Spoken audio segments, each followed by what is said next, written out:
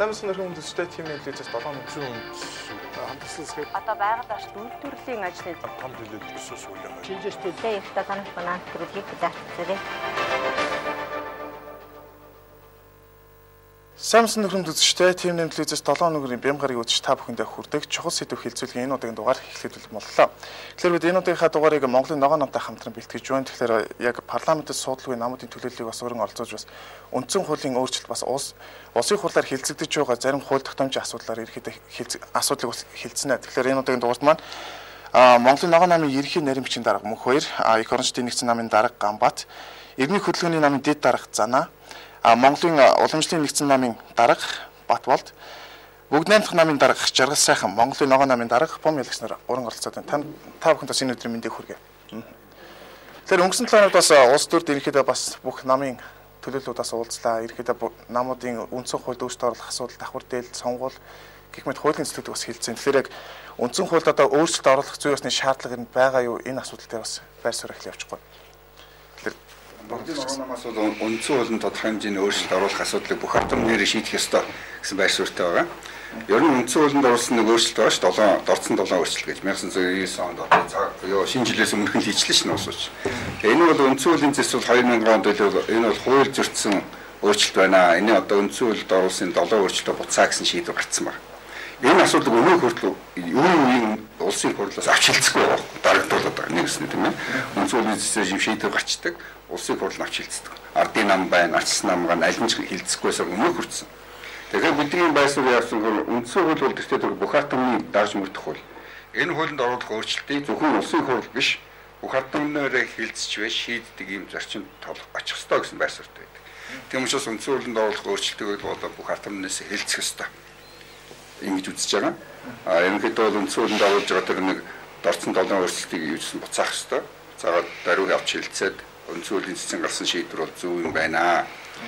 Гэх юм бол зөв өгөхөөс арга байхгүй шүү дээ. Угаасаа л үндсэн хуулийн зэслэл хамгийн эцсийн шийдвэр гарч явж тийм ээ.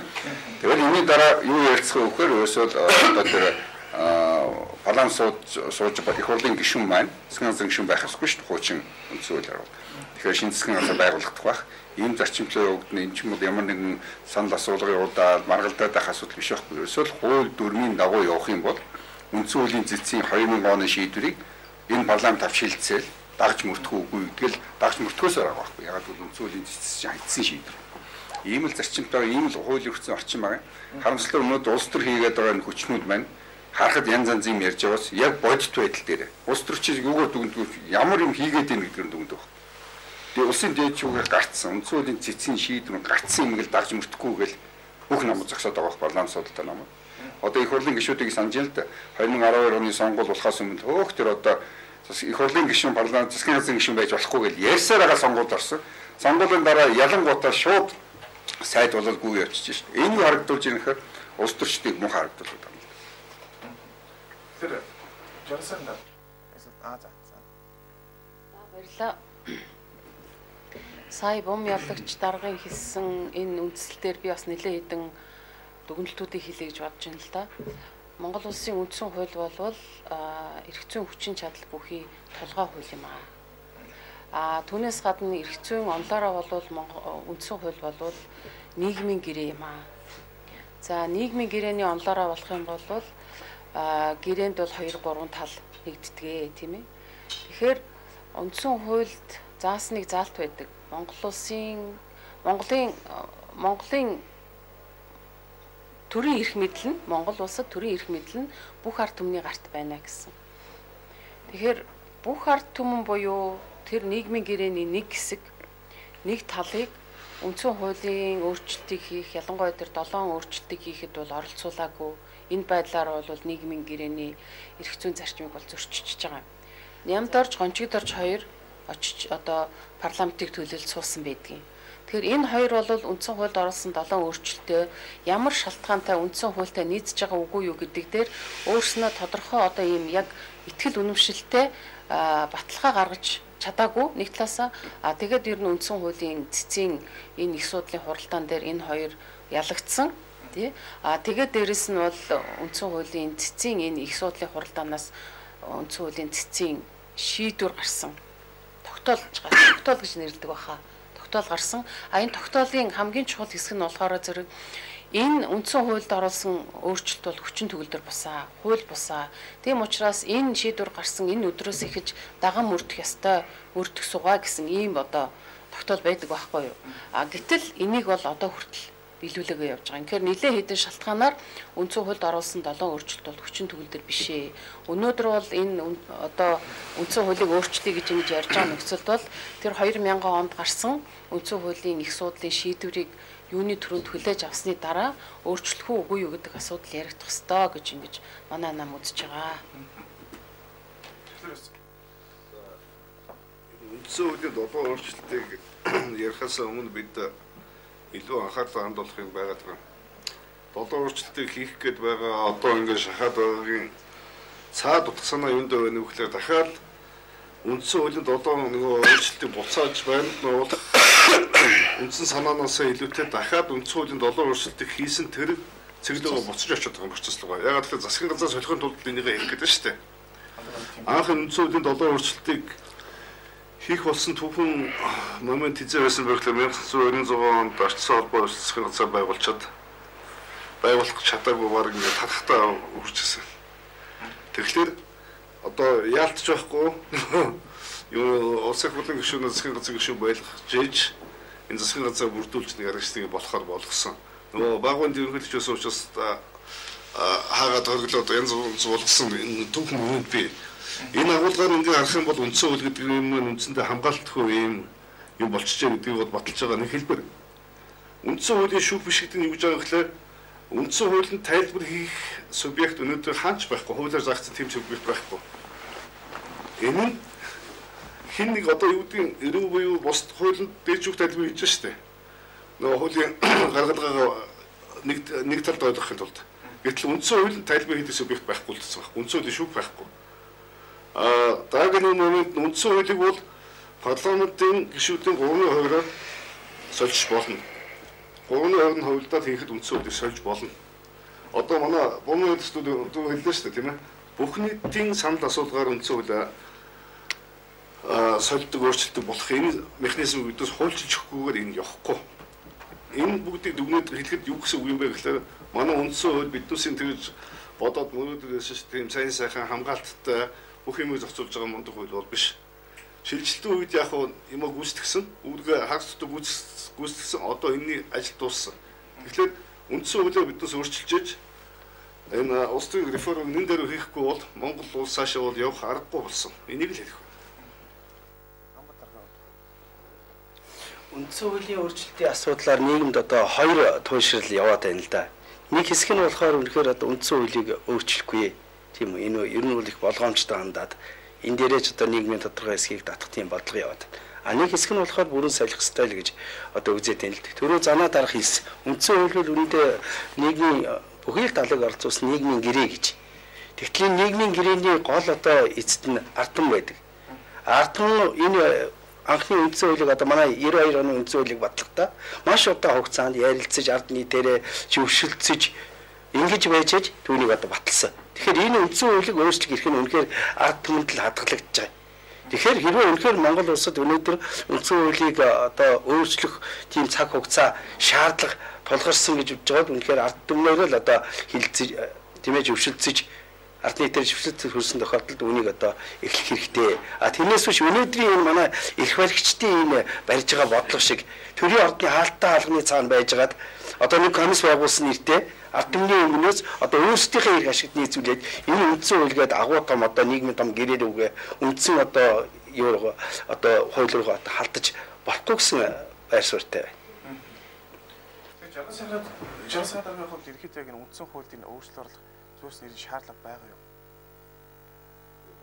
Ганц хуулинд асуудал биш л дээ. Ямиг хоёр талдаа бодох хэрэгтэй. Хууль гаргаж болно ямар ч хууль. Тэгвэл хуулийг хэн хэрэгжүүлэх вэ? Хэний төлөө тэр хууль юунд үйлчлэх үү гэдэг асуудлыг бид орхитуулж болохгүй. Ер нь бидний байгаа царил энэ байхгүй. Ерөөсөө бие дааж амьдрч сураагүй.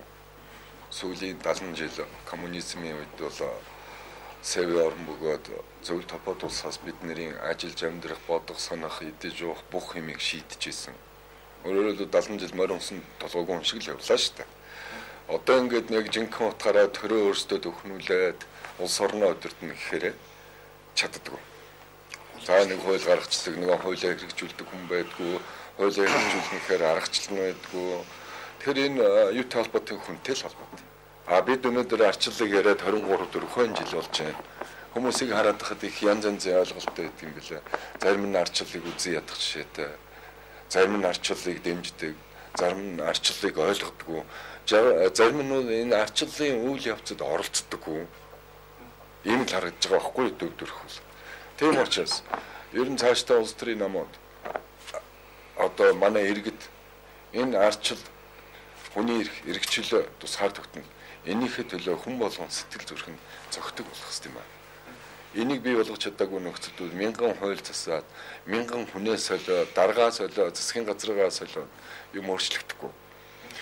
Зөвхөн ер нь бол энэ намууд дур зургаараа авирлах асуудал хэн буруутай ер нь эцсийн бэлэгт энэ намууд улс төрчдийн дур зургаараа авирилдаг асуудал дээр иргэд та бид бүгдээрээ өөрсдөө буруутай.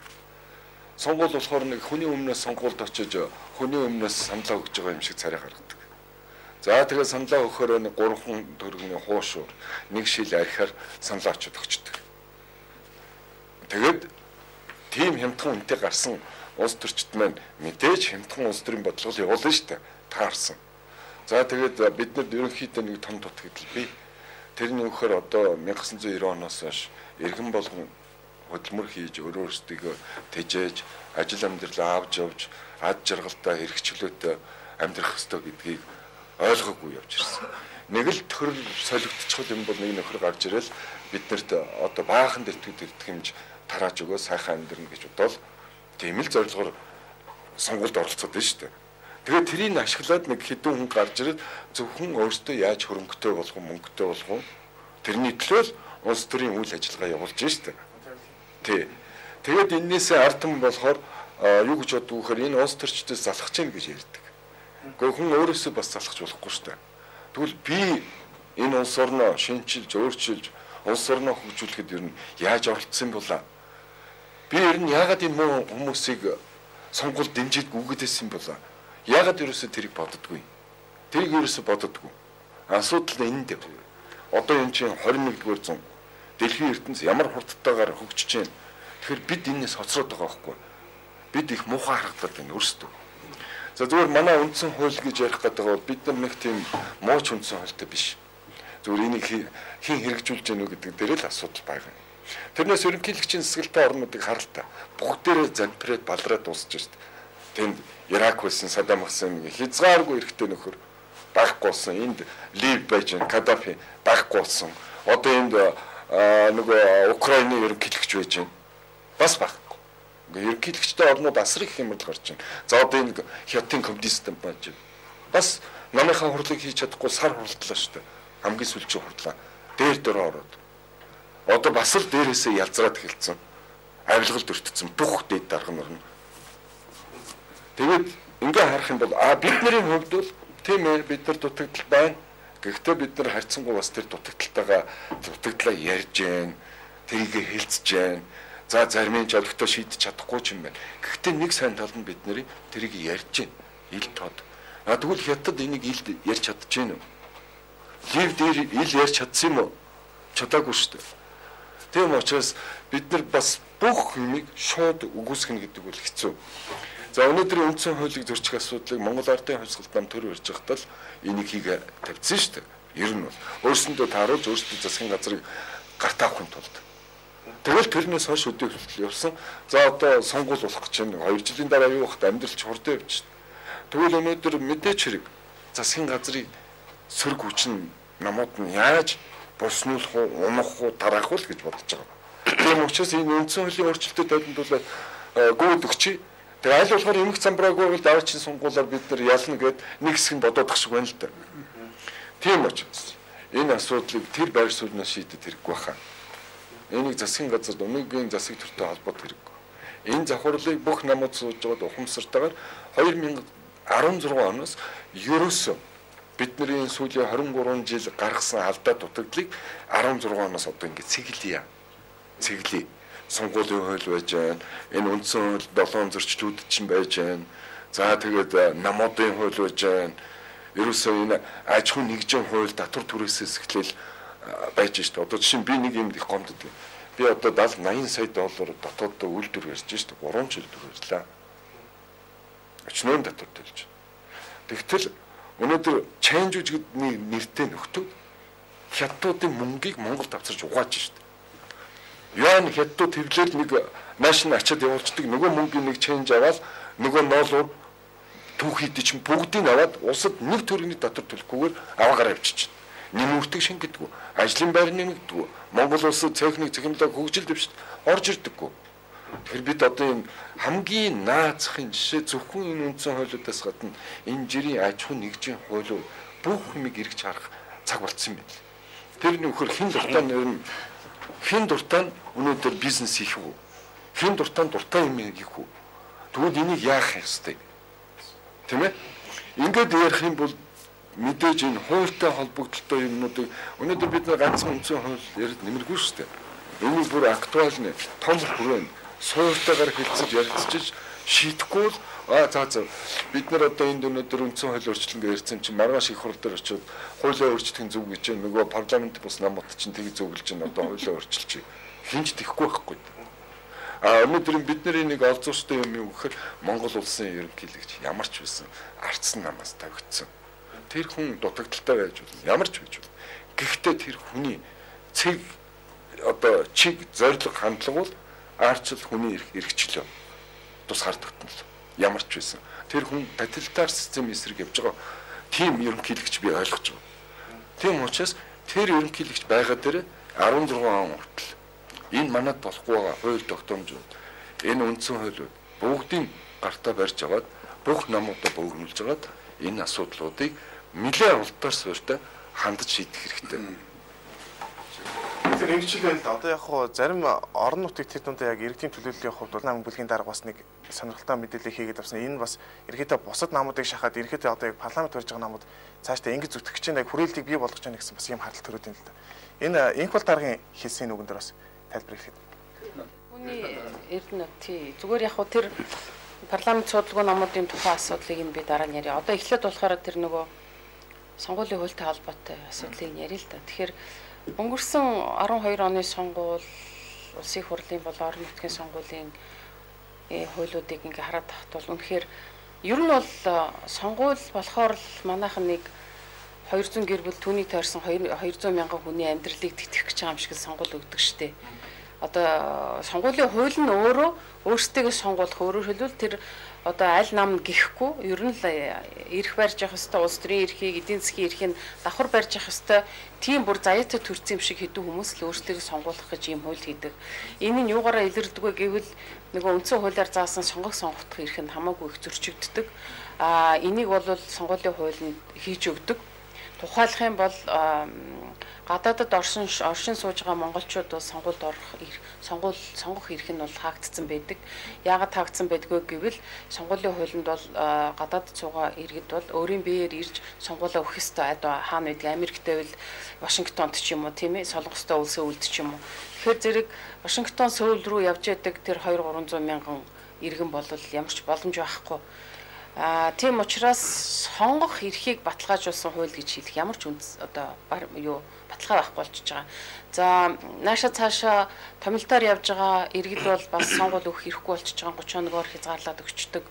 За одоо 12 оны сонгуул гэтэл Сэрүүлийн онд явсан хэдэн мянган цэрэг бол саналаа өгч чадаагүй. Ягаад гэвэл бас л 30 хоногоор заагаад өгчихсэн байсан. Гэх мэтлэн томилтоор явж байгаа хүмүүс бол бас сонгуулаа өгч чаддгүй. Нөгөө шилжин одоо төрч чаддгүй. Гэтэл чинь энэ сонгуульд орж байгаа сонгох ёстой тэр 2 сая шахуу иргэний сонгох эрхийг баталгаажуулъя гэх юм бол сонгуулийнхаа зохион байгуулалтыг маш сайн хийх ёстой. Захим техникээр авдаг тийм ээ, шуудан гар авдаг тийм үү. Эсвэл одоо өөр харилцааны ямар хэрэглүүр байдгийг тэрүүгээр авах ийм боломжийг бий болгож хүрхтэй сонгуулаараа. Сонгогдох эрхийг бол бас сайн хааж өгдөг. Ялангуяа бие даагч нар бол ерөөсө 14 хоногийн одоо сурталчилгааны цагтаа. За орон нутагт салбаргүй намууд бол ерөөсө тэр орон нутгийн сонгуульд орох эрх байхгүй. Ингээ хаагаад өгчихсөн. Гэх мэтлэн ингээд ер нь үнэлгээ хийгээд үзэх юм бол за энэ хэд ч өөрийгөө сонгох гэсэн хууль хийсэн байна доо гэж харахаар ийм л хууль байгаа. Би нэг юм ярьдаг. Юу юм л да. Сонгуулийг бол өнөөдөр айгүй хэлбэрхэн өгдөг болно. Тэрэнд бол санаа зовлтгүй ер нь. Одоо гар утасны компаниуд маань шууд интернетийн компаниудтай хамтраад өрн одоо телефон утасны үйлчилгээг явуулдаг болчихлоо шүү дээ 3G 4G гэдэг.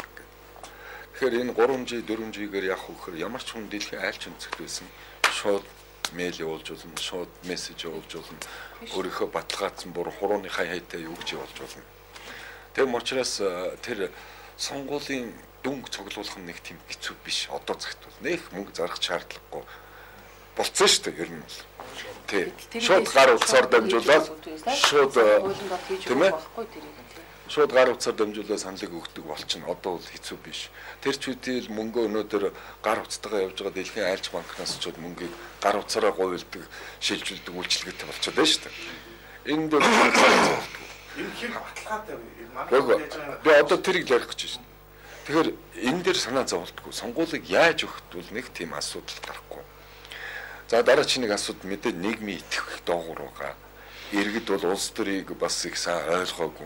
Улс төр гэж юу гэдэг юм бэ гэдгийг намууд зааж өгөөг байхгүй. Архил уулгахыг заагаад өгчлөө ш тэрнээс өөр юм зааж өг. Тийм учраас энийг сайн зааж өгөх хэрэгтэй. Иргэдээ улс төрийн боловсрол соёл эзэмшүүлэх асуудлыг бүр хүүхэд наснаас нь эхлээд бүх хүнд энэ сургалтыг явуулах хэрэгтэй. Намууд тех тусмаа улс төрийн намуудын гол ажил тэр байх хэрэгтэй шүү дээ. За дараагийн нэг асуудал бол сонгуулийн дүнг хэр зэрэг шудраг дүгэн цэгэнж гарах вэ гэдэг асуудал байна. Тэгэхээр та бодолтой Монголын төр өнөөдөр сонгуулийн хороо гэж тавьж төр урьж байгаа намууд. Нөгөө сонгуулийн хороо чинь сонгуулийн дүүрэг хороодуудын хэсгийн хороодуудыг зохион байгуулчихдаг. Тэр хэн ажиллах вэ гэхээр төрийн аль багчд ажилладаг. Тэгэхээр төрийн аль багч төр урьж байгаа намдаа үйлчлэгдэх эхэлдэг. Нөгөөдөл чинь. Чи зүгээр сайхан мэдээрээ манай намыг ялуулаа шүү. Ерөөсөө бүдүүлгээр тэгэл хэлждэг. За дараагийн асуудал. За тэгээ сонгуулийн дүнг худлаа тоолдог. Тийм ээ? Сонгуулийн дүнг худлаа тоолж эхэлдэг. За гарсан сонгуулийн дүнг зарлагта хэсгийн орооноос дүүргийн ороо сонгуулийн ерөнхий ороо энэ замд нь за одоо Батболд гэдэг хүн яа харахгүй одоо хэдэн он авдгийн 70% оноо авчаад байхад энэ хүнийг улаан цагаан 7 оноо авсан байна гэдэг ингээд доромжлоо бүр шүү дээр нь шүү. Тэгээд зарладаг. За тэгвэл өнөөдөр их хурлд ингээд орцсон хүмүүсийг ингээд хараад байх юм бол энэ хүн бүр яагаад ч гарахааргүй хүн тэнд сууж байна да. Гэтэл тэр үнтэй өрсөлдсөн хүн нь бол хажууд нь зүгээр маш мундаг улс төрийн боловсрол соёлтой олон жил улс төрийн хийцэн байгаад идэг. Гэтэл тэнд нэг одоо нэг аптекч ч байдаг юм уу нэг юу ч байдгийг нэг нөхөр гарцсан байж штэ. Одоо би сонгоны харихын дүүрэг дээр одоо 2 удаа өрсөлдлөө. Иргэдэд бол би гомддгүй, иргэд бол өгдөг саналаа өгсөн. Зүгээр нэг юм жишээ штэ. 2 хэсэг дээр очсон 1500 хүний санал өгдөг газар жаргал сайханд 1200 хүний санал өгч. Тэгтэл бус хэсгүүд дээр 500 50 ингээ хоорондоо хэлцсэн юм шиг ижлэх өгч байгаа. За дараа нь сонгуулийн дүн зарсан манайх бол бас нэг нэлээд хэдэн хувийн санал авцсан ингээд урьдчилсан дүнгээр авцсан байсан чинь тас буугаад оюуны нам авцсан байх жишээд. Ингээд сонгуулийн дүн нөгөө арифметик нийлбэр дүнгуудыг тоолж бодохдоо тэнд одоо энэ гончиг дөрчиж уг нь математикч гэсэн одоо тэгээд их тааруу тоогод тийм билээ. Ингээд улаан цагаан 6 3-гээ биччих жишээтэй. Иймэрхүү тоглоом хийгээд сууж штэ. Тийм учраас ерөөсөө энэ Таиланд, бус оромчин сонгуулийн үйл явцыг хяналдаг хэний гарт өгсөн бэ гэхээр ард түмний гарт өгсөн бэл. Ард түмэн хяндаг. Сонгуул зохион байгуулах ажлыг төрийн засгийн газар төрийн зохион байгуулдаг. Хяналтын багц нь бол ард түмэн шийддэг. Одоо тэр сүүлд манад юу болж ирсэн гэсэн сонгуулийнхаа булхайг ижлэгэн тэнцэг булхай хийсэн улсууд одоо хэрэлдээд байна шүү дээ. Аль аль нь булхайдсан гэхдээ нэг нь л гарах хэрэгтэй байдаг. Аргаа оронгууд л шүүх төр очиж гэж шийдвэлж шүү дээ. Гэхдээ шүүгч нь сонгуул шийддэг байгууллага биш дээ. Бүр яагаад ч тийм учраас ерөөсөө энэ сонгуулийн үйл явцыг хяналтыг бол ард түмний мэдэлд өгөх хэрэгтэй. Зүгээр энэ төр урьж байгаа нөхдөөд олон жил төр ураад ингээд албан тушаалд амтрахаад тэр нь тасчихсан тэрнээс салж чадахгүй хүмүүс л энийг хялбархан аль болохоор хийх ард түмний одоо мэдэлд хяналтыг өгөхөөсөө айх Тийм л асуудал гарч ирчээд байна шүү дээ. Гэхдээ би нэг юм бодож байна. Би итгэлтэй байгаа юу гэхээр Монгол улс ардчил хүний эрх хэрэгжүүлэнийхээ энэ зорилтоос нэг сумч одоо бол ухрахгүй баха. Энэний эсрэг явсан улс төрийн хүчин, улс төрч яваргүй. Тэр хүн бол одоо өөрийгөө шийдэж чинь л гэж ойлгох хэрэгтэй. Шууд утгаараа. Тэр Каддафи юу боллоо, тийм ээ? Ийшээ нөгөө Иракийн Саддам Хусейн юу боллоо? Оросд одоо юу болж байна? Оросд өнөөдөр улс төрийн удирдагч нар нь хэмжээшгүй хэрэгтэй болчихсон. Ерөнхийлөгчийн засаглал тогтоогоод өөрсдөө хэд дахин сонгодог ийм улс төрийн тогтолцоо дүрм журм өөрсөндөө хүртэл гаргачихсан. Ард түмэн тэгвэл тэрний чинь дургуцаад байна шүү дээ. Эсэргүүцээд байна. Энэ байдлууд улам газар авч байна. Хятад тийм ээ их сайхан хэдэн бетонын байшингууд барьлаа үнэн. Гэхдээ хятадууд нэг юм хийж чадаагүй. Ард түмэндээ эрхчлөө ардчил хүний эрхийг баталгаажуулж өгч чадаагүй учраас өнөөдөр хятад улс дэлбэр тесрэх хэмжээнд хүрчихэд байж байна. Дарга нар нь бас л яс суртахуунаар унаад бүгдээрээ авилгалч тулцсан. Тэрийг одоо өнөөдөр шийдэх гээд тэнд бас өөрчлөгөөгүй л одоо яг Батөр шиг өөрчлөө. Тэгэхээр одоо нэг сонгуулийн тухай хууль дээр ерөнхийдөө энэ жагсаалт гэдэг зүйл яваад байгаа шүү дээ. Энэ жагсаалт тэр байсны хэрэг байна. Ард түмний төлөөлөл болж чадаагүй зөвхөн намын амбицаар хүйдэг. Намын хэлээд байгаа. Улсын их хурл тийм ээ. Улсын их хурл. Зөвхөн улсын их хурл нэр дэвшигч диктат хүн. Их хурлын гишүүн. Зөвхөн их хурлынхаа гишүүний ажлыг хийх юм бол намын жагсаалтаар явж болж байна. Болж байна. Хэрвээ их хурлын гишүүн хүн засгийн газрын гишүүн өөр юу ч хамаагүй хийж болж байгаа бол мэдээж жагсаалт зөрчигдөд эхэлнэ. Тэгвэл нөгөө жагсаалтаар хингооч ороод энэ улсыг яаж эргүүлж болох юм бэ? Их хурлын гишүүн хүн бол хууль баталдаг тийм ээ. Тэгээд хуулийн хэрэгжилтэнд хяналт тавьдаг. Ингээл болоо шүү дээ. За тэгээд төсвийнхээ орлого зарлага хатуу хяналттай засгийн газартаа хариуцлага тооцож чаддаг.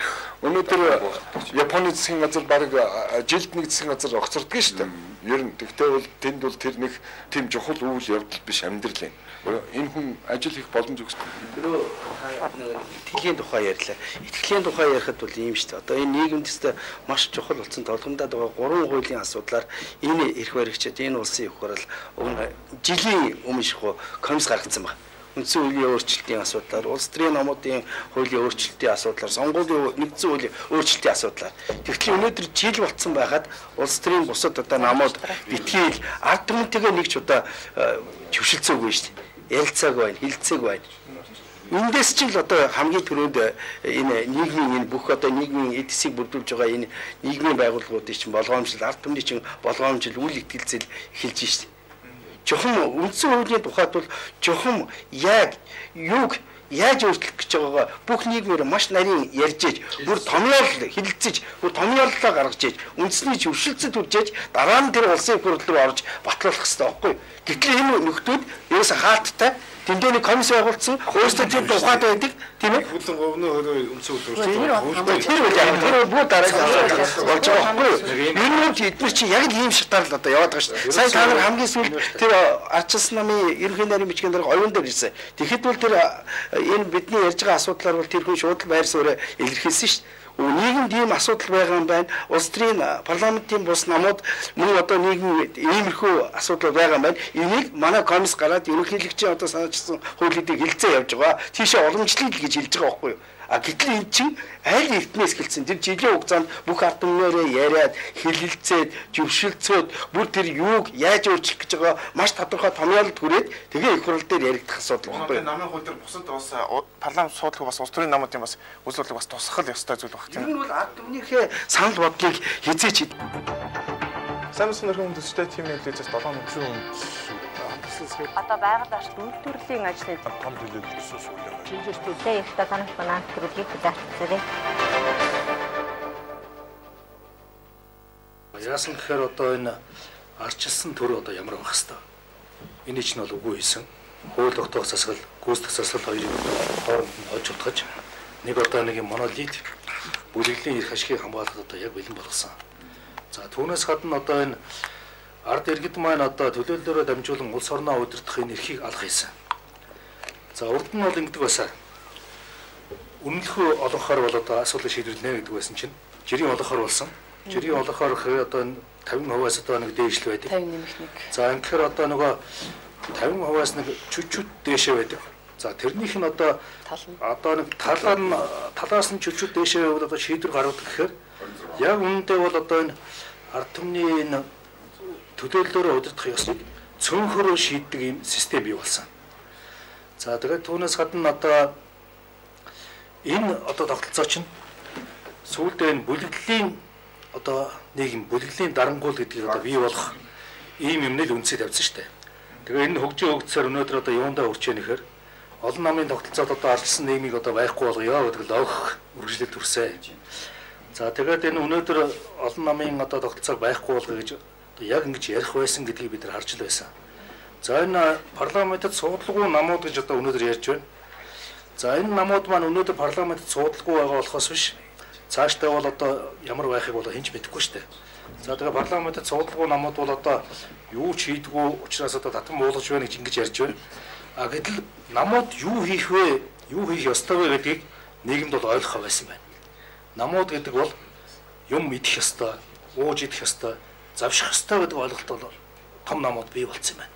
Тэгээ энэ жижиг намууд бол тэд нар тэгж хэлдэг жижиг намууд гэж идэж уухгүй байгаа учраас идэж уух санал тавьж чадахгүй. Идэж уух одоо энэ орлого хийхгүй байгаа учраас эдгээр юм хийхгүй байна гэж тэд нар хараад байна шүү дээ. А гэтэл одоо энэ намууд маань парламент суулгын намууд маань одоо юм хийсээр байгаа. Манай ногоо намын хувьд одоо идэвхтэй үйл ажиллагаа явуулж л байгаа. Бид нар одоо байнга уулзч одоо уулзалтаа зохион байгуул нийгмийн тодорхой асуудлуудаар мэдээлэл гаргадаг. За энийг чинь одоо мэдээллийн блокад хийдэг. Бидний хийж байгаа асуудлаар блок хийдэг. Юу хийж байгаа асуудлыг бол ерөөсөө таниулдаг. За тэгээд энэ намууд бол ганц л юм хийх хэрэгтэй. Энэ бол ард түмнийхээ төлөө тэмцэх. Өөр одоо ард түмнийхээ төлөө тэмцэж байна гэж ойлгохдохгүй байгаа ажлыг бол намын хийх ажил гэж үзэхгүй байх хэрэгтэй. Тэгэхээр энэ жижиг намууд гэж яригадаад байгаа намууд маань ард түмнийхээ төлөө дуурч байгаа.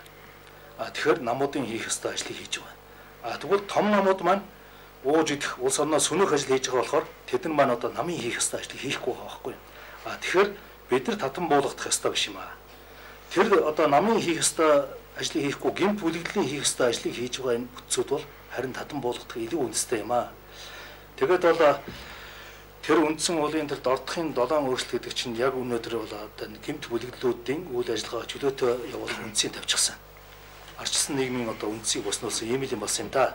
Тийм болохоор одоо парламент суулгын намууд бол мэдээлэл гаргасан шүү дээ. Эхлээд тэр 7 өөрчлөлтийг үндсэн уулын зэсэлт бол одоо буруу шаардсан. Тэр 7 өөрчлөлтийг байхгүй болгож байж тэр гараанаас үндсэн уулын өөрчлөлтийн асуудлаар ярьж болно гэж. Ийм л нэгдсэн байр суурьтай байна бид.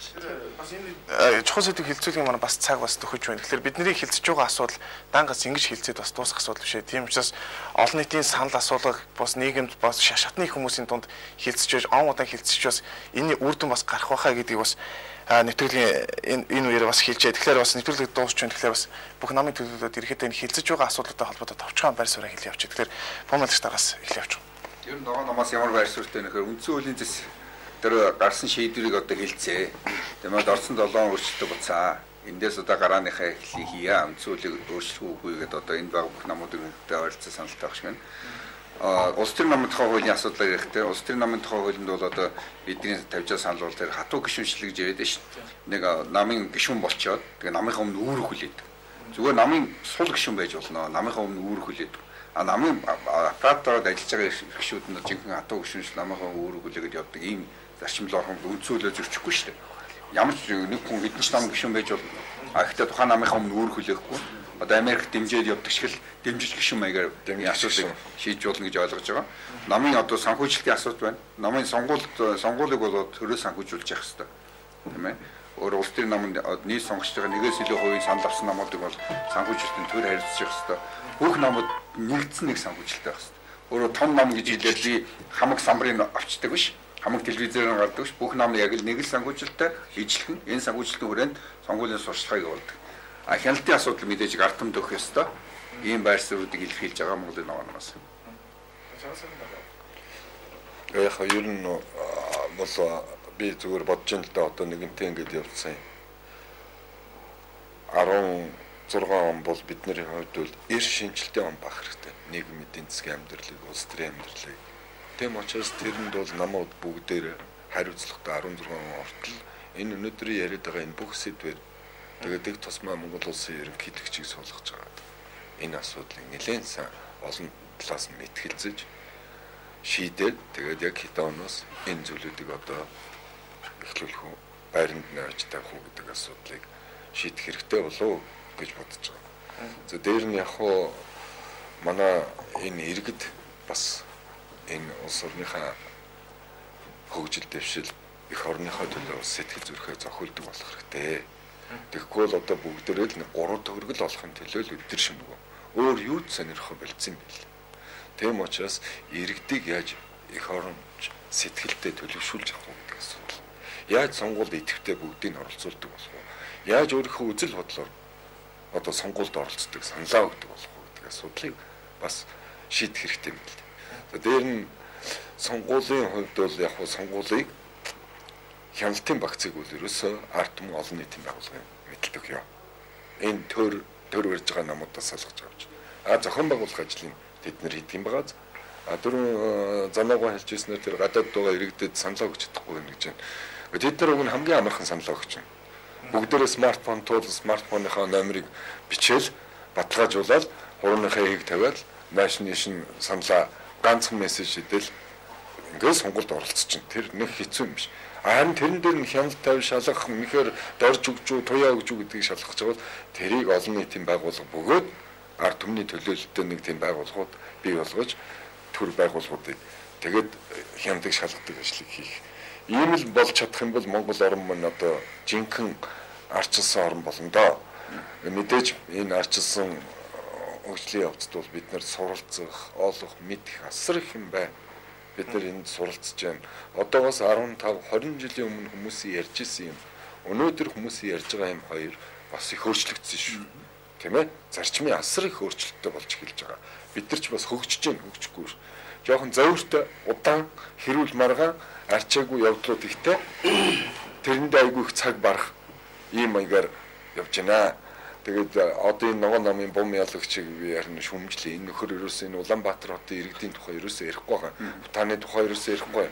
Энэ ч одоо энэ янзаараа бол энэ Улаанбаатарын утааг энэ чигээр дахиад 5-10 жил явуулах юм бол Улаанбаатарын иргэд бүгдээр рак хавдар төвчтэй боллоо. Тэгэхээр энийг ингээд цааш нь үргэлжлүүлэх үү? Үгүйсэл ерөөсөө энэ гэр хорооллоо. Улаанбаатарын хотыг дагсан дайвар хотууд байгуулж энийг яаралтай нүүлгээд зэгцлэх үү? Энэ лүгээ мөнгө хаяж. Тэгэхгүй бол одоо эн чинь бүгдээрээ хохирж штэ. Бусдын эрхийг зөрчиж өөрийнхөө эрхийг баталгаажуулж болохгүй. Тийм учраас энэ утаа гэдэг бол зөвхөн энэ гэр хорооллын асуудал биш штэ. Энд амьдарч байгаа сая 200 мянган хүний эрүүл мэнд, ирээдүйн үр хүүхэд энэ асуудал шүү дээ. Тийм учраас энд бол энэ асуудлаар танаа CV-н том өргөн цараартай нэвтрүүлэг болгож энийг явуулаач. Бүр том мэтгэлцэн. Тэр 7 буудлынхны бүгдийг авчир суулгаж байгаа. Энэ дэнжин мянгийнхны бүгдийг авчир суулгаж байгаа. Тэгээ одоо яах вэ? Нөгөө засаг төрн тийм мөнгөтэй гайхуулаад баян тархал юм бол бошуухан байшинд оруулах та. Тийм байхгүй бол одоо өөр ямар арга хэмжээ авч болох юм гэдэг. Ингээд яриад байх сэдвүүд бол зөндөө байна. Тийм учраас ярина гэдэг бол зөвхөн ярихын төлөө ярьж болохгүй. Бид нэр альва нэг юм өөдөнд цэцэглэхийн төлөө бидний ярьж хэлж байгаа юмнууд ажил болоосоо гэж бид ярьж байгаа. Ер нь бол арс нийгэмд бол том гэдэг намууд нь ер нь олонхон цөөнхөн хүндэлдэг ийм л нийгмийн тогтолцоо руу уг нь явах хэрэгтэй шүү дээ. Тэрнээс олонхон цөөнхөө даралдаг, доромжилдог, нулимдаг байж болохгүй. За юу хэлэх вэ гэхээр үндсэн хуулийн асуудлаар эргэж ярихаас бид арга байхгүй юм. Нөгөө бүх нийгмийн харилцааг зохицуулж байгаа суурь болсон үндсэн хуулийн хууль маань өнөөдөр Монгол улсыг Монгол төрийг эзэнгүй болгосон хууль. Энийг бүр боддоор нь хэлэх ёстой. Энэ үндсэн хуулийнхаа гол утга санааг ойлгох хэрэгтэй бид. Тэр 7 өөрчлөлтийн тухайд өөрөө ярих юм гэдэг бол нөгөө миний түүний хэлдэг өнгө бодлогын асуудал ийм юмд хоорч тийшээ өнгөж энийг барьж хоёргүй бид цөөрөн солих хэрэгтэй. Монгол улсын үндсэн хуулиар Монгол улсын төрийн их мэдл байх дэд байгууллагын улсын хурлыг заасан шүү дээ. Улсын их хурл чинь өөрөө эзэн биегөө сүнс гэдгийг би түн хэлсэн шүү дээ. Улсын их хурлаа хэн ч хязгаарч ажилтнаа тооцож чадахгүй байгууллага. Тийм учраас улсын их хурл төсөө баталдаг, улсын их хурл ерөнхий сайд баталдаг галгаар бүх юм чинь улсын их хурлаас шалтгаан амралттай учраас энэ бүх байдал чинь бүх шатанд эзэнгүй болоо явчихж байгаа. Нэг. Хоёрдугаарт бид хүснэ хүсэхгүй юу бид энэ чинь юу чээр хүссэн үсэгүүд эрхцүүд төрийн үед амьдарч байгаа учраас тэр хууль нь юугээ заасан бай тэрнийхээ дотор хашигдчих л амьдарна. Үндсэн хуулийг бид солино гэнүү солихгүй гэнүү өөрчлөхгүй гэнүү үндсэн хууль солидог субъект нь ерөөсөө улсын их хурл өөрчлөлт оолдог. Улсын их хурлын 3%-аар үндсэн хуульд өөрчлөлт оруулна. Тэр юу хүснэ хийгээ явна. Дахиад тэр тус аюу буруу хийжлэхэд биднээс тэднэртэй хизээч хавьрлалт олж чадахгүй. Ийм учраас би хэлээд байгаа эзэнгүй төр гэж. Нэг аав ээж байхгүй нэг гэрт баахан хүүхд суулж байгаа нэг бужигнуулж өгдөө шүү дээ. Яг энэ байхгүй Монголын өнөөдрийн төрийн байдал, Монголын нийгмийн байдал өөрөө энэ. 15 гишүүн суудсан. Үүчээд коноптой байгаа. Тэгээд за их хурлаа гаргаж байгаа нөхөр нь за 43 гишүүн байна. 73% самтаа хууль батлагдлаа гэж байгаа. Өнөөдөр биднээс би тэр хаваад нэг юм их гайхсан. Өнөөдөр Монгол улсад мөрдөгдөж байгаа хуулийн хэдэн хүчин төгөлдөр юм бэ гэж. Яагаад гэвэл хууль батлагдахдаа эрс хүрээгүй байхад баталсан хууль бол өөрөө хууль биш. Энэ хүчин төгөлдөр биш. Энийг дааж мөрдөх хүрээгүй. Өнөөдөр биднээс ямар юм доор ингэ захтай яваад байгаа юм бэ? Тэгэхээр энийг өөрчлөж солихын тулд эхлээд үндсэн хуулийг бүхлээр нь ярихгүй, концепцээр нь ярихгүй өөр асуудал юу ч байхгүй. Өөр юу ч яваад нэмэргүй. Ийм л юм шүү дээ. Тийм. За. Энэ нөхөр миний баруун гарт суучаал нэг олон янз бүр холын бантан шиг юм болгочлаа. Гэтэ бол би нэг жоохон цэгцлээ гэж бодож байна л да. Ягаад гэвэл шүү дээ. Ер нь хууль ёс төр гэж нарчилсан төрийг хэлж байгаа юм. Хууль ёс тий. За эрхцүүд байсан ч байна. Ер нь үндсэн хууль ёс гэж байдгийг. Үндсэн хууль ёсны одоо болон ер нь эрхцүүд төрийн хүрээнд нь ярих юм бол альва одоо шүүхийн шийдвэр мэдвэр болов гарсан тул бааж би ихлэ хэлчихлээ хөө. Сонсон өөрсдөө хэлж байгаа. Хэлэгээ ягаад нэг уруу гэж байна. За тэгээд ер нь хуулийн хөдөлгөчлөө ч гэх шиг. Гэхдээ харин чи ингэ үзэгч шүү гэлтэй. За. Эрхцүүд гэдэг шүү. За уучлаарай. Тэгэхээр штэ шүүхийн шийдвэр эсвэл үндсэн хуулийн цэцэн шийдвэр гарсан бол тэр хэрэгж хэлж өстой. Тийм учраас тэр үндсэн хуулийн 7 өөрчлөлтийн тухай ингэж байн яриад байгаа нь бол учиртай. Яг гэвэл нэгэнт л үндсэн хуулийн үндсэн хуулийг хамгаалах ёстой одоо шүүхийн байгууллага нь бид нар шүүхэл гэж нэрлэг болохоос биш цэцэл гэж нэрлэлсэн болохоос тэр шүүх штэ. Үндсэн хуулийн цэцэл шүүх биш гэдэг чинь алмаас ойлсон шүүх байсан бол тэр чинь үндсэн хуульд тайлбар хийдэг юм байгаа үсттэй. Их ч анхан шатны мэддэгтэй үжиж юм аа гэдэг. Мэдхгүй юм мэдчихэж аюул тийм. Чиний аюуны дундор ороогүй штэ. Хойлоо одоо хэрэлдэж өгөх үү. За тэгээд нэгэнт тэр үндсэн хуулийн одоо өнөөдрийн Монгол улсын энэ хэмжээнд мөрдөгдөж байгаа хуулийг хуулийг мөрдөх ёстой бол бид нар мөрдөх л ёстой. Тийм учраас энэ одоо парламентэд суудлага намууд өөрсдөө шийдвэрээ гаргацсан шүү дээ. Нэгдсэн шийдвэрээ үндсэн хуулийн 7 өөрчлөлтийг бол эхлээд байранд нь авчирч тавиа. Тэгжээ дараа нь болохгүйгээ яриа гэсэн ийм асуудлаар гарсан байгаа. Тэгэхээр энийг бол энд одоо гарын үсгээ зурцсан улс төрийн намууд сууж байгаа учраас энийг бол одоо тэгэхгүй гэж нэг нааш цаашаа яриад байх шаардлагагүй байхаа гэж бодож байна. За үндсэн хууль бол өөрөө хүний эрхийг баталгаажуулсан хууль. Үндсэн хуулийн 2 дугаар бүлэг бол тэр чигтээ хүний эрхийн одоо 17-8 заалттай. Энэ заалтын дагуу бүх одоо үндсэн улс төрийн эдийн засаг нийгэм соёлын эрхийг бол Монгол улсын иргэн баталгаатай эдэлнэ гэдэг ингээд заачсан байж байгаа. Тэгээд энэ эрхийг эдлүүлэхийн тулд үндсэн хуулийн 19 дугаар зүйлд нь бол төр иргэнийхээ өмнө эрхийн одоо сэргээх эрхийг нь хамгаалах зөрчигдсөн эрхийн одоо сэргээх гэсэн ийм үүргүүдийг иргэнийхээ өмнө авнаа гэдээ ингээд заачсан байж байгаа. Тийм учраас энэ өнөөдрийн байгаа төрийн одоо үйл ажиллагаанд оролцож байгаа энэ төрийг барилцах үйл ажиллагааг явуулж байгаа улс төрийн хүчнүүд бол энэ үүргээ хамгийн түрүүнд хэрэгжүүлэх ёстой. Тийм ч учраас тэр сонгуулийн хуулийн тухай яригдчихээн тийм үү? Тийм ч учраас улс төрийн намуудын тухай хууль яригдчихээн тийм ээ. Энэ үндсэн хуулиар хэлэгдсэн үг болгоны цаана нэг хууль, нэг хэсэг хууль байгаа. Тэгэхээр тэр хуулийг одоо юу гэдгийг хууль байна, сайхан хууль байна. Түүнийг хэрэгжүүлэх асуудал хамгийн чухал байна гэдгийг л дахин цохон хэлье. За үндсэн хуулийн өөрчлөлтийн тухайд бол энэ манай улсын хурал төр үнэхээр одоо хууль дээдэлдэг төр юм бол тэр төрний хууль зөрчиж бий болгосон үндсэн хуулийн 7 өөрчлөлтийг хүчингүй болгох хэрэгтэй. Энэ дээр манай парламентын бяс намууд бүгд одоо нэгдмэл байр суурьтай байгаа. Эндээс мэдээж эхэлнэ. Ер нь бол би түрүү хэлсэн. Өнөөдрийн энэ доктортой хөгжлийн цаашдаа хөгжлийн үйл явцад бол өнөөдөр манай үндсэн хуулинд одоо сул талууд илэрсэн үү гэвэл илэрсэн. Тэгэхээр манай намын байр суурь маш тодорхой байна. Үндсэн хуулинд одоо засаглалынхаа одоо энэ маш тодорхой болгож парламентын засаглалаа гүнзгийрүүлье. Зөвхөн ерөнхий сайдаас бусдын одоо тэр давхар дээлийн дайлаа дан дээлтэй болгочихё. Ерөнхийлөгчөө одоо тэр парламентаас сонгодог болчихё. Хоёр дахь асуудал тэр шүүгчийг хараат байдлаас нь одоо салгая. Түүнийг одоо томилдог биш. Ард нийтээрээ сонгодог болчих. Тэгээд бүх насаар нь л одоо ажилуулдаг болъё. Үндсэн хуулийн цэцгийн асуудлыг зөвхөн дээр нь хөх тэнгэр байдаг биш. Үндсэн хуультай багтдаг болгоё. Гурав дахь асуудал бол манай одоо маш нэг эмзэг том асуудал байна шүү дээ. Энэ хотын статус үндсэн хуулинд байхгүйгээд өдөө хүртэл Монгол улс ингээд юу засаг захиргааны нэг чинь хөгжидгүй.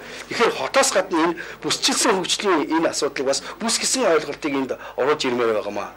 Энэ үндсэн хуулийн өөрчлөлтийн хүрээнд бол иймэрхүү өөрчлөлтүүд байгаа. Тэгээд ерөөсөө зарчим нь энэ том нийгмийн гэрээг тэр ард нийтээрээ заавалжгүй зөвшөөрөл авч зөвсөлтөд хүрж зөвшөөрсөн тохиолдолд хийх ёстой. Хоёр дахь асуудал дээр улс төрийн намын тухай хууль байгаа. Өнөөдөр бол ер нь бол ямар нам байна тийм л төр байгаа шүү дээ. Тэгэхээр өнөөдөр намын тухай хуулийг энэ хэд одоо нэлээд сайн сүрхий барьж аваад одоо яриад байгаа. Гэхдээ сонгуулийн тэр санхүүжилтийг төрөөс гаргая гэж байгаа. Энийг бол бид одоо дэмжиж байна. Манай нам тухай хууль дэмжиж байна. Хоёр дахь асуудал намын үйл ажиллагааг төрөөс санхүүжүүлээ гэдэг. Энэ дээр бол бид үүндээ зөвшөөрөхгүй. Яг гэвэл төрийн мөнгийг, ард түмний мөнгийг энэ хэдэн нөхдүүдэд ерөөсөө тэгэж угаалгаж болохгүй. Намын нэр хүнд улам шалтгаав. Өнөөдөр Монгол Ардын Амьсгалт нам 300 мянган хүчтэй үйлдэл тэгж ярьдаг. Ардчилсан намууд хэдийн хэмжээний барьцаа тийм гişүнтэй гэж ярьдаг. Тэгвэл бид нар өнөөдөр 300 мянган хүн барьж байгаа тэр энэ одоо ялцарсан аппаратыг төрийн мөнгөөр, төсвийн мөнгөөр одоо дэмжигнэлт. Тэгээд өнөөдрийн ийм ёс суртахуунгүй ийм одоо ялцарсан төрийн үед хэрвээ ийм хууль гаргавал яг нөгөө нэг 76 гишүүн байж байгаа 76 тэрбум хувааж авдаг шиг юм болно. Наадад чинь улсын хууль тогтоох онцгой эрх рүүгээ одоо шалтгаалаад жил болгоны төсөвд энэ чинь инфляц болсон, тийм болсон, цалин үйлс нэмэхгүй байжээж энэ улс төрийн намаа санхүүжилт аппараттай санхүүжилт мөнгөө нэмэгдэл хэдэн тэрбумаар нь оруулж байна. Тэгсэн дороо өнөөдөр энэ аппаратыг энэ их олон хүнийг одоо ингэж санхүүжүүлсэн дороо тэр улс төрийн намуудыг тэр хоёр одоо хуульд маш өргөн одоо тийм боломж дэмжлэг оруулж ирээд тэр тарихын санхүүжүүлдэг болоо.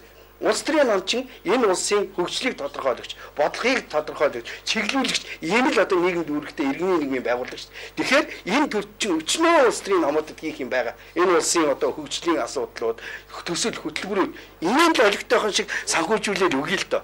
Тэгэхээр энэ нам чинь өөрөө цааш явах тийм эдийн засгийн боломжууд нь гарч ирж байгаа байхгүй. Тэгэхээр энэ улс төрийн намуудын тухай хуулинд бол ийм байр суурьтай байна. Тэр сонгуулийн одоо хуулийн тухай асуудал дээр бол энийг мөн л одоо бүх энэ нийгмийн бүх эдисүүдийн одоо хатуу хяналтанд ор хийх ёстой. Тэрнээс бол ингээл нэг нам нь гарч ирээд техникийн энэ жил орон нутгийн сонгуулийн хуулийг сөрөх хүчинчгүй баталсан шүү дээ. Тэгээ ямар үр дүн гарав? Цул хэрүүл цул одоо юу ерөөсөө төрдөө идэх болсон. Өнөөдөр ерөөсөө манай энэ төрчин, манай энэ тогтолцоо шин бүгд легитим шинж чанараа алдчихад байна шүү дээ. Ямар ч ард түмний дэмжлэггүй. Тийм биз дээ. Ямар ч ард түмний дэмжлэггүй. Тэгэхээр уг нь бол бид нар их зөв юм руу яваад байгаа байхгүй юу? Монгол улс нэгдвэл нэг улс. Тэгэхээр энэ улс өнөөдөр тэр жалах довны одоо үзлээ тэр мажоритар тогтолцоогоор бий болсон энэний төлөө одоо орж ирээд нэг тэрлээ нэг хэдэн байшин бий болохгүй, цэцэрлэг бий болохгүй энэ улсыг тастаж хувааж идсэнд орвол энэ Монголын ард түмний нийтийг ярих шиг Монголын одоо энэ өмнөөс ярьдаг тэр боловсролцоо тогтолцоо рууг нь явмаар байгаа. Энэ өмнө бол бүгд л тэгж ярьжсэн. Тэгээд тодорхой хэмжээний алхам хийсэн. Тэгтэл яасан? Энэ нь бол хоёр зорилготой байсан. Ерөөсөө Монгол улсын эрх шиг өмнө тавьдаг бол хоёрт тэр оруулж ирсэн хүмүүсээрээ дамжуулж тэр намууд мэрэгсэн парламентыг бий болгоё гэсэн. А гэтэл яасан үр дүнд нь яасан гэхээр тийшээ ерөөсөө тэр нэг юу мэрэгсэн парламентд орж ирээгүй мэрэгсэн хэдэн одоо хор найруулагчд л ороод ирсэн шүү дээ. Ахаал ард түмний дунд нэр нь одоо унсан. Энэний чи ардталд ерөөсөө болохгүй мэнэ парламент энэ профессионал тогтолцоор шилжиж намууд чинь төлөвшөөгүй ингээгүй учраас дандаа тэр нэг болдгоо бүтэдгүү нөхдүүд нь энд халахвч игээд орж ир суучаад байна. Тэгээд дээр бас давхар дээр өмсч гисэн. Тэгэхээр ч одоо маш том зөрчлийн тухай ярьж ирж байгаа байхгүй. Тэгэхээр бид нар ерөөсөө үндсэн хуулийг өөрчлөхгүй бол одоо сайн улс төрийн намтай байхгүй. Сайн сонгуулийн системтэй байхгүй. Тэгэхээр энэ бүх чинь хоорондоо бүгд л холбоотой байгаа байхгүй. Тэгэхээр энэ дээр ерөөсөө энэ улс төрийн намуудын оролцоо, нийт ард иргэдийн оролцоо, нийт иргэний нэмийн оролцоогоор үнийг одоо шийдвэрлэх ёстой л гэж үзэж байна. За сүүлийн үед бол нэг ерөөсөө энэ нэг нийгэм маань болохоо байсан учраас нэг юм ойлголт бий болсон байна. Улс төр бол ерөөсөө хэрэггүй маа. Нам ерөөсөө хэрэггүй маа гэдэг ойлголтоо бий болсон. Энийг чинь бол харин эрх баригчдаас түгэж байгаа мессеж гэж би боддог байна. Ер нь цаашдаа бол одоо улс төр нам гэдэг бол байхгүй болох юм байна.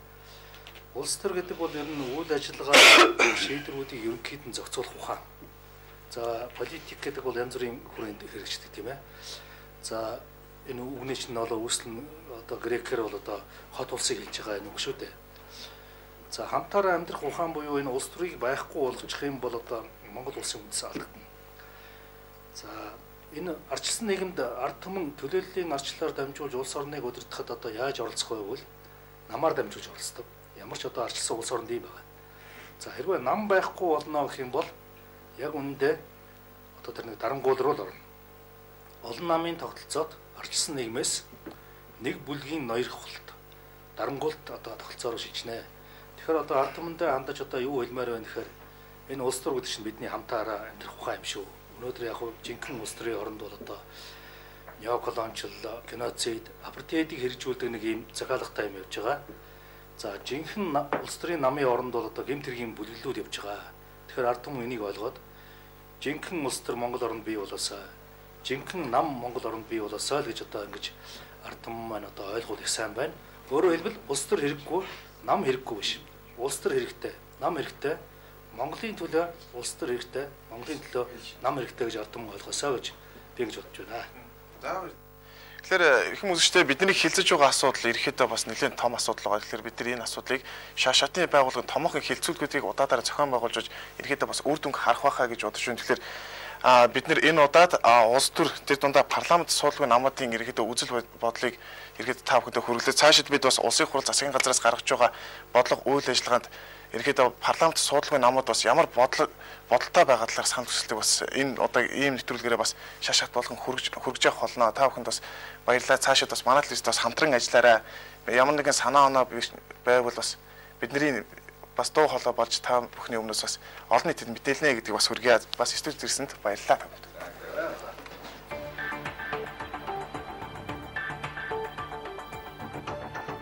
Самсон нөхөн дэстэй тим нөлөөс 7 өдрийн өмнө